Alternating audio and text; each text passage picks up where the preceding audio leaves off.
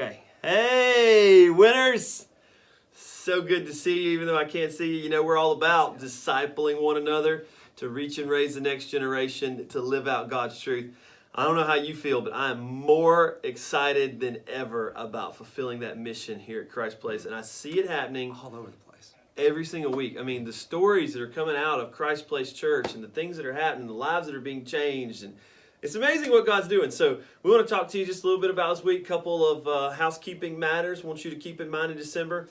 And then we want to talk to you just a little bit about this leadership pipeline. So Andrew, tell them a couple things in December they need to just be aware of. Yeah, so December is such a great month for encouragement. So many of your people are in the holiday spirit, the Christmas spirit. So a lot of you are having get-togethers. A lot of you are using our church facilities. So reach out to me. Let me know what you need. We'll try to make sure all of accommodations. What else do we need to talk about? Yeah, December 23rd and the 30th, we are having no on-campus Bible fellowship groups. So just mark that on your calendar. Make sure you tell your group because they're going to say, hey, are we meeting? We're not meeting on those days. On campus. On the 23rd, we will have baby care. So we'll have a preschool but it's just services only. Yep. And so just need to keep that in mind. Also, just remember the people in your group around Christmas time that might not have someone to connect with the family. And you know, think about including them any way you can with your group, with your family. We got a lot of people that hurt a lot during the holidays. Some people, especially think about those members of your classes that maybe this year they lost someone significant, whether it be a spouse or a child or a parent. And just remember to be extra sensitive and caring to those individuals. So shifting to the leadership pipeline, this is something that really what this is, this pretty pipeline here, is a discipleship tool for leadership. So it's how we as a staff systematize the leadership process at Christ Place. So it really starts down here with what we call a team player. And that's someone that just serves in any capacity. They don't necessarily lead anybody, but they might be serving in the first impressions. They might be serving in your group. They might be your prayer coordinator, or they might be your events coordinator, something like that. But they're serving, they're a team player. And then the next step up from a team player, once you become a team player and you're trained in this next step, is a team leader.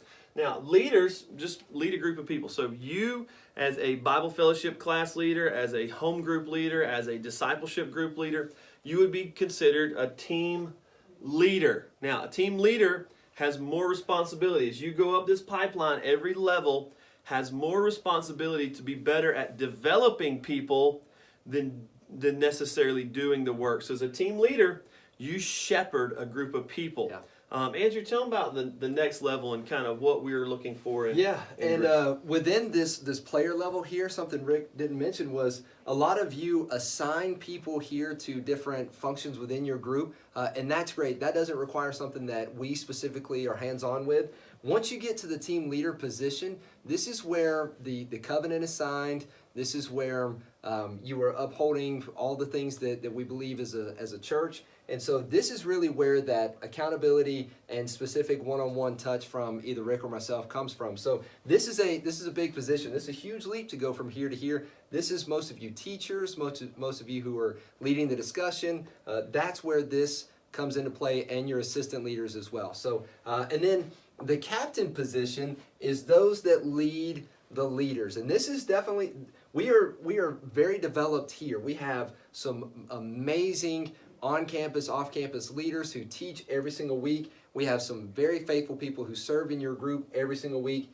This is an area we have yet to develop. So we are currently working on developing some of these people to help us in helping oversee some of you and helping with anything that you might have. A lot of times it can be a lot for either Rick or myself to try to oversee all of each and every single on-campus and off-campus group. So these are going to be some of our lay leaders that are going to help us to be another point of contact for you. If you're needing something, or let's say you're missing something and you're going to be out for a certain week, and you need someone to come in and help fill in, these are going to be those that you can reach out to. And really, that is who oversees the leaders. And then, of course, we have the coach who leads the captains. So we have our team captains, teams coach.